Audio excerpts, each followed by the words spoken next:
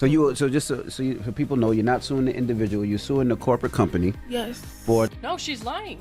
She named the individual. She's lying. Dejua Blanding, the plaintiff, versus Lyft Incorporated and John Doe individually.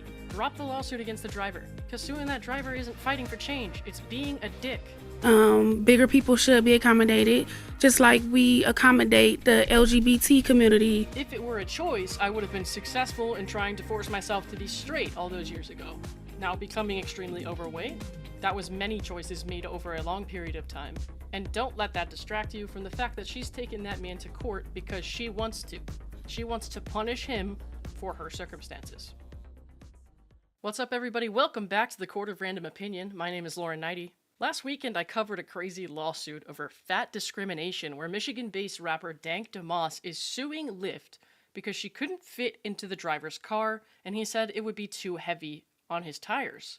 Dank Demoss, also known as Dejua Blanding, is suing the Lyft driver and the company Lyft under Michigan civil rights law, which prevents weight-based discrimination. However, I believe there should be an exception when that weight might be the cause of serious damage to someone's personal property, the car, which that person needs to make a living and do their job. Due to the incident, which was filmed by Ms. Blanding, she's making wild claims in court documents that she's facing ongoing mental anguish, stress, humiliation, embarrassment, outrage, fear and mortification, emotional damages, economic damages. Now, Dank Demoss has gone on the Breakfast Club show and made some really interesting statements. She stated that fat people should be treated like the LGBT community. Now, if you've watched my channel, you know I strongly dislike identity politics. My first ever podcast episode was about how ridiculous the fat acceptance movement has gotten, and my second was about how insanely far gone the LGBT movement now is. For the most part, I actually don't really want anything to do with these communities because I feel like it's gotten kind of delusional. But for the purposes of this commentary, I'll be your resident fat gay person. And if you missed the stream where I went over the lawsuit documents and the video of this incident with the Lyft driver, I'll put a link in the description below. It's the only seat y'all got? What you want? What you need? There's one more. A bigger chair or something. Is she already little? We had That's what I'm talking about. Good, this is accommodation. There you go. Alright, so less than a minute, maybe less than 30 seconds into this interview, we already see she couldn't really fit in the chair, and so they had to bring over part of the sectional for her. And this is a big part of my problem with the whole fat acceptance, fat liberation movement. It's like, you cannot tell me that you're healthy and physically comfortable being fat. I know that because I am overweight. I was the heaviest I've ever been a month ago, and I already feel a little bit better having made active decisions to try to improve my circumstances. I know what it's like to have to use a seatbelt extender in an airplane seat. It sucks. I know what it's like to have to squeeze into a smaller chair. Pull your shoulders in so you're not encroaching on the people sitting on either side of you. It sucks. Now, in this specific situation, they asked her on the show as a guest. Accommodation under those specific circumstances, yeah, that makes sense to me. She's the guest. They should want her to be comfortable. But in general social circumstances or general life situations, you should not expect people to make these kinds of accommodations for you. Society at large should not have to overhaul everything just to accommodate extremely unhealthy conditions that somebody has by choice. There are people that can't help it, that have health conditions that cause them to be overweight, but that's the exception to the rule. It is not most people. I would much rather inconvenience myself by forcing myself to exercise and not eat everything I want than I would to have a bigger chair and die young. To be clear, I don't think being overweight makes you a bad person. It doesn't make who you are at your core a lesser value. It's not a character judgment. I also want to be clear that it's not this woman's music career or her looks that I want to criticize here. If you know me at all, or if you followed me, you know that people's behavior is where I start to bring criticism. You were on Deb's house as well. One of the clips that I remember seeing going viral from you was when you were breaking down. You were really upset. Talk about that moment and just what the experience was like. I just feel like I was put in I was in a store. I could fit nothing, so when I finally found something that I could fit, it was like, oh, that's not a boss. Take that off. So I felt some type of way, I was seeing everybody able to fit things, and, I'm getting frustrated because I can't find nothing. I don't want to make nobody mad. I want to, look good and stuff like that. So That's why I started crying. I was a little frustrated. All right, so there she's talking about her experience on, I think it's a reality TV show. I haven't seen it, but I can kind of relate to what she's saying. It is hard when you're trying to find clothes and you don't fit into anything at the stores that, other people like to shop at, or maybe that you used to like to shop at. It sucks because it's not like that's something that can change overnight, especially when you're extremely overweight. It's going to take a long time to correct that. So that can be a very difficult and emotional experience. I would imagine, especially if you're on TV or other people are going to see this, and it's a hard thing to deal with. And doing that publicly is something that I'm sure exacerbated the emotions and all that. Not to mention, if you're on reality TV, there's all kinds of factors that would heighten emotions in those circumstances. You walked in and, you said the chair was too small, so we had to bring the part of the sectional for you to sit in. And you said something. You said, this is what I'm talking about, accommodations, right? Yes. But we live in a world that's not always going to be able to accommodate people that are But we plus should, size. though. We should, because we not all the same, I feel like a lot of times people think that bigger people, obese, the F word people should just be in a house, when it's like The F word? Yeah, the F word. I'm not The about word to, that you can't say in your house, Yeah. fat. You don't like it. Oh! I'm not saying that word. Yeah, we don't use that word in my house Okay. either. I thought you were talking about the gay slur. All right, the word is fat. Fat, fat, fat. She's fat, I'm fat. It's not a slur, it's a fact. And I personally feel like if you're really serious about getting healthier, about getting better, you can't just tiptoe around the word fat. You gotta accept your circumstances and do what you can to change them. Not acknowledging the problem, it's only gonna make things worse. I'm like, wait, I'm confused. No. now. But I just feel like it should be accommodated. Bigger people should be accommodated, just like we accommodate the LGBT community. All those other communities. I just feel like we outside. If we inside, is get up. Why you in a house? You should be doing this. You should be doing that. When we outside, it's like, why you not in a house? Well, people Why you would out say, here? okay, John. Who actually told you that? Because, that's crazy. I don't believe that, F people should stay in the house. That's just F people.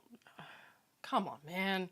that's how it is. We go outside and people looking at us crazy, like, we getting stared at for what? So just on this topic of accommodating in general, like they said in the beginning of this conversation, we don't really live in a world that does that or can do that. And she says we should, though. And I disagree. It's really just impractical to me to expect everyone and every, business, whatever, to make everything bigger for bigger people. It costs more, for one. It also takes up space that would allow for more people to be present. For example, if you have one person taking up 2 seats versus 2 people sitting side by side, like on an airplane. And ultimately, I do think that the goal should be for extremely overweight people to get smaller, because it feels terrible to be overweight, and it stops you from doing everything you want to do. It's physically painful to exercise and move around when you have all that extra weight on your body, and it also cuts your life short to be that unhealthy. The number of people who are trying to convince everyone that you could be severely overweight and healthy is very concerning to me. And it's part of what made me take a look at my life and think, God, this is not what I want to turn into. This is not how I want the rest of my life to go. Because a lot of these people, they might be good, smart, kind people, and they're gonna die before they have to. Because instead of making changes, they're only interested in having everyone else pander to them and getting special treatment instead of facing the consequences of their actions. I also want to say that yes, people are going to stare. Oftentimes that is because people are cruel and because they're kind of gawking like, oh my God, look how huge she is or whatever. But I feel like one of the first things you really need to do to start making things better for yourself is to kind of learn to accept yourself for the way you are. Okay, this is where I'm at. I don't like it. What am I going to do about it? And that will more than likely involve working with a therapist to work on your self-image, your self-esteem, and keep you moving forward and getting better. Because for a lot of us, that judgment does tend to trigger emotional eating, and then the problem just literally gets bigger and bigger. Anytime shout out to Southwest, because they accommodate bigger people. If you need 2 seats, they're going to give it to you for free. If you pay for 2 seats, they're going to refund you. Really? I don't have that problem. Like, I didn't know that. Even Yeah, if that's what I'm saying. We don't speak even about like it. last time I went to Delta, they said Delta charge you. you might need 2 seats, ma'am, but we're gonna let you get on this time. I never have a problem with my seating when I get on a plane. Like, I never have problems. Like, If the airline has enough space on the plane to accommodate that, fine. But if they could otherwise have a paying customer sit in that seat, like if it was a full flight, I don't think it's wrong for them to expect you to pay for 2 seats. And I'm not saying I want anyone to have to deal with that. I'm just saying I don't think it's wrong for them to expect for the seat to be paid for. I don't want her to be uncomfortable or ridiculed. I don't want anyone to feel that way. But your comfort, it can't come at the literal expense of others, even if it is an airline company. And I actually did get down. I got down to almost 300 pounds. After my dad died, I gained 150 pounds plus more. I got up to like 598 and I didn't even know it, but I was still doing stuff that I thought I could do. Like I was still trying to go to the gym, still trying to walk around and stuff like that. I realized it was a problem when I couldn't do what I used to do no more. And like I'm what? breathing I could put my own shoes on or whatever, but it was harder. I didn't want to get up, but I pushed myself to get up, you know? When you're going through loss or like a bout of depression, it can be very difficult to even want to get up, to even want to like make food or eat healthier things rather than just like getting fast food and then, you know, going back to sitting down and just sitting with that depression. Again, I empathize for sure. And it's very sad that she lost her father and went through that. That's why I'm saying I understand, you know, why people get to this point sometimes. And I understand that it's not because they're a bad person. However, I do want to keep this in perspective of the situation with the Lyft driver, because no matter how sympathetic her circumstances, it is not okay for her to try to sue him. You can come at me and say, well, Michigan, you know, you can't discriminate based on weight, but I disagree with the premise. I think people should be protected from potentially having their property damaged, and I don't think it's okay to blame this man for your mental anguish or emotional damages or whatever, when there's clearly other problems that you're having that have contributed to your weight. And your issues with your body and being stared at and all that, like that's contributing to your emotional state, your mental anguish. Don't blame this man. All he did was try to make sure his car didn't get broken down. It happened. I'm trying to tell y'all, it happened. So that's why you got mad at the Lyft driver? No, that's not why I got mad. I felt like I should have been accommodated. That's not why I got mad. I couldn't believe that shit. And that's not the like accommodate me. That, like I said, that was the first time that shit happened to me. Because if it wasn't, I would have been comfortable. I would have called another Lyft. You know. You still could have called another Lyft. Like it's obvious that a Lyft XL is going to be the better option. But the man could not accommodate you. What was he going to do? Go get another car and come back? Accommodating you for that ride might have cost him his living circumstances. If the man loses his car, loses his job, that could affect more than just that man. What if he has a family? What if he has kids? What if they depend on that income? What if he's got to pay rent? What if he's got to take his kids to school? There's so much more at play here than just your accommodation. And we do live in a world where it's not realistic to expect everyone to accommodate you all the time. I was always big. Yeah, I was 5'32" in high school. How do you get to over 500 pounds in high school? Like, oh. Did nobody do anything to help that child? Like, what the fuck? That's so sad.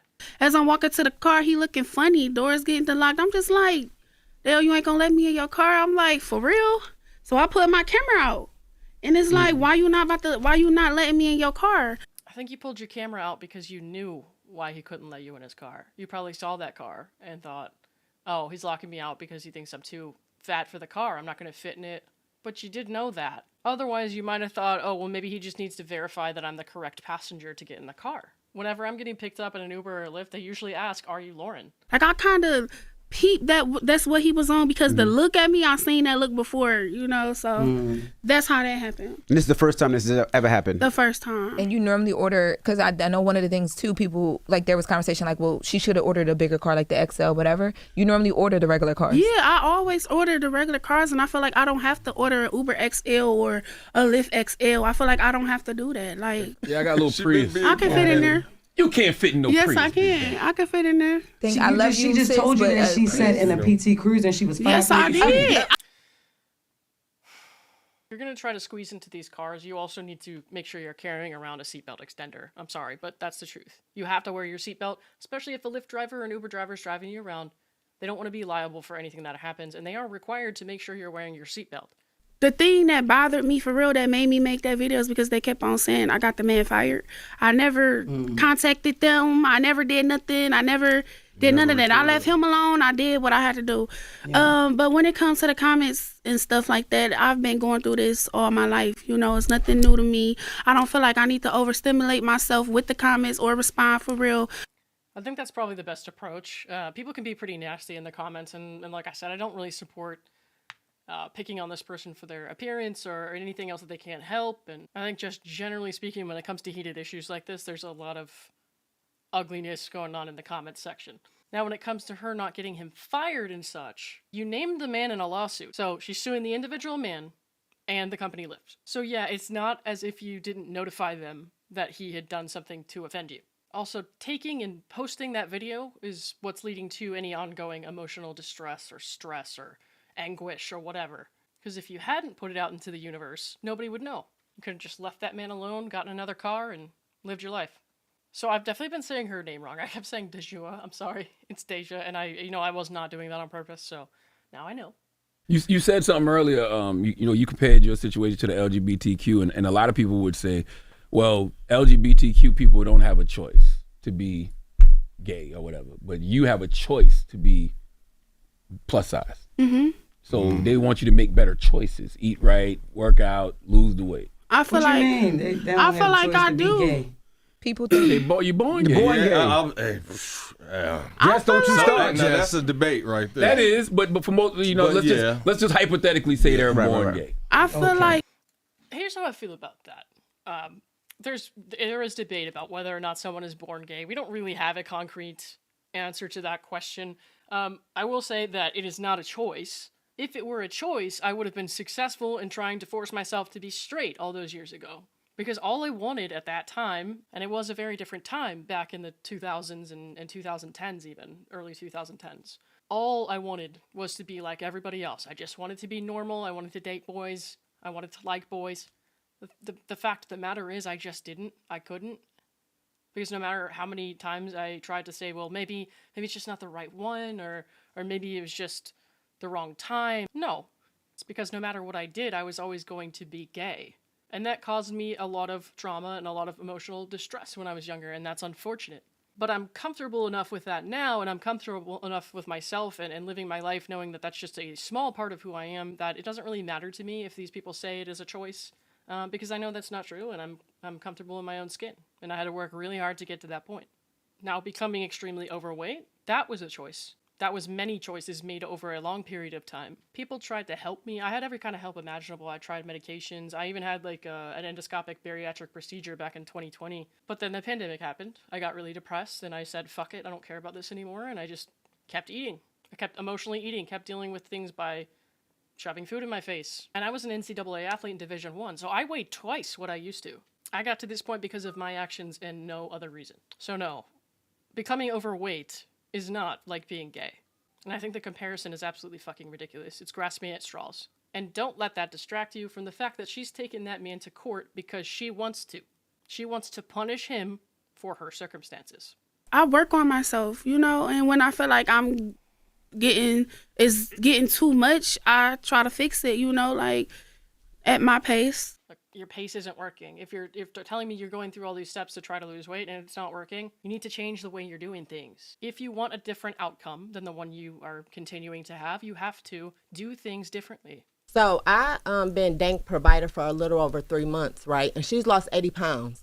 Your 80 pounds go look different from her 80 pounds, right? Because she started at 580. Okay, so I do just want to say that losing 80 pounds is fantastic. However, you're still in the process of trying to get to a healthy weight. And again, my problem with this woman isn't actually that she's overweight at all, because like I said, I'm overweight. Obviously, people can see that for themselves. My problem with it, once again, is that she's punishing someone else for her situation. People like to say I'm a fat shamer. I'm not a fat shamer. I'm just a person that wants to see people healthy, right? People live. It's like you seem like a very talented person. You got a great personality. I can feel your aura as I'm sitting here. I want you to live a long time. Not like my life is promised tomorrow. You know what I mean? But I want to. I try to do things to prolong my life as much as possible, and I'd like to see people like you do the same. That's when all. he said That's a smart man, and I agree with everything he said. Has a car ever pulled up and you was like, I know my big ass ain't getting in there? No. Has that ever happened? No. Lying. I'm not, Jess. I wish she was kind of smiling when she said that. Yeah, she knows.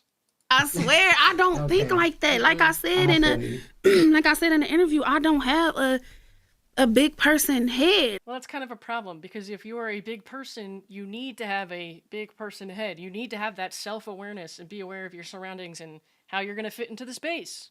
And this whole lawsuit, again, it's showing that lack of self-awareness right there. I can understand why he would feel that way when he pulled up. He just didn't know. I don't think he meant any harm by it. Like he didn't, and I don't feel like he was disrespectful. Did you feel like he was disrespectful? I just feel like it was no effort. I feel like it was just no effort.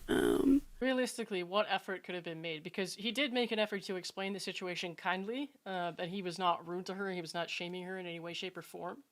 So in what way was that, a lack of effort? There's nothing he could do about the car situation.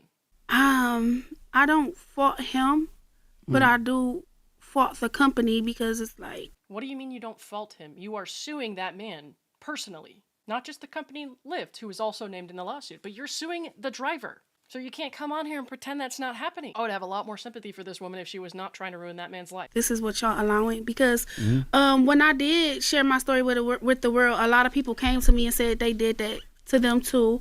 Even Lyft drivers reached out to me like, we not supposed to do that. I would have never did that to you, so. Good for them, I guess. Some people have to worry more about their car than other people. Lyft never issued a statement saying he was fired or they're not contracting with him anymore. Did Lyft apologize? Did they reach out to apologize? They tried he still rolling. They tried to, but it's like... So they did try to contact you directly? Yeah. And you didn't want to take the call? Why not? Because I don't want to, and I feel like y'all need to make change to y'all app, So why don't you take the call and tell them that? This just isn't adding up. I don't want to talk. What do you want them to change? I want them at least to accommodate us.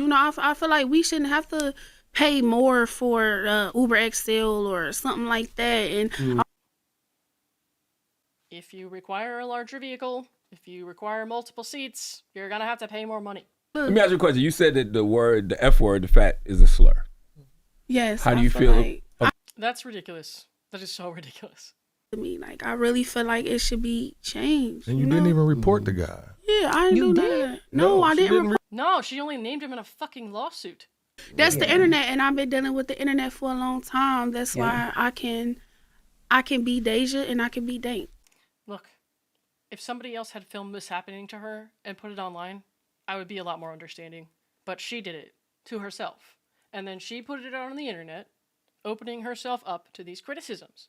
Like, if anybody else had been standing there filming that and posted it, I would think it was kind of cruel for them to film such a sensitive moment.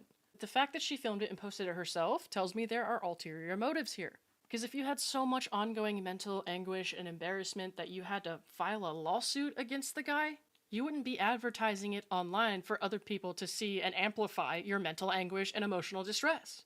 So people know, you're not suing the individual, you're suing the corporate company. Yes. No, she's lying. She named the individual. She's lying. That was a whole lie. Dejua Blanding, the plaintiff, versus Lyft Incorporated and John Doe individually. Upon information and belief, defendant John Doe is a resident of the County of Wayne, State of Michigan, and at all times relevant hereto was providing transportation services on behalf of defendant Lyft. If you're gonna lie, be smarter about it. Humiliation, embarrassment, outrage, mental anguish, fear and mortification, emotional damages, economic damages, non-economic damages. What is that? That's the lawyer. That's the attorney. Okay, attorney fees and costs. She doesn't even know. Look, that doesn't even track. Because right under non-economic damages is the attorney fees and costs. So non-economic damages, that's not what that is. You're sitting there smiling and you can't even tell people what it is. I feel like we're just making shit up now to see what sticks. And it's cruel. Okay, and it says under law, refusing someone transportation due to their weight is no different than racial or religious discrimination, according to her attorneys. John Doe is listed on the lawsuit, though, but you're saying you don't want to sue the Lyft driver. We're going to leave that up to the attorney. Yeah, because Yeah. I ain't never mad at nobody suing a corporate, Heard to Really? Really? Speechless. Okay. get a check, it's not about a check. So what is it like? Isn't it? I don't want to They get gonna skinny. get I skinny. just want to get Healthy. comfortable. I want to get Yes. to a place where it's like, I got nephews. I take them to the park. It's like they running off. It's like, damn, bro. Like, See, and I support what she's saying right there, and I totally support her getting healthier so that she can, run around the park with her nephews and do whatever she wants to do, but drop the lawsuit against the driver. Because suing that driver isn't fighting for change. It's being a dick. All right, if you want to see the full interview, you can head on over to the Breakfast Club's channel. But those are just my thoughts based on some of the stuff that stood out to me. I gotta say, when she's talking, she seems like she's, a nice girl, but at the same time, some of these actions, they're not adding up with that. It doesn't make sense. It doesn't align. Ultimately, I don't care if you're fat. I don't care what you look like at all. I mean, God knows I have my own problems with weight. But I do care that you're hurting someone, the driver, to try to make yourself feel better about this. And when confronted about it, you lied. And then when confronted with a lie, you couldn't say anything. You have no explanation. Because the truth looks really, really bad. And I think you know that. All right, everybody, thanks for watching. Don't forget to hit the like and subscribe. It would really help my channel out.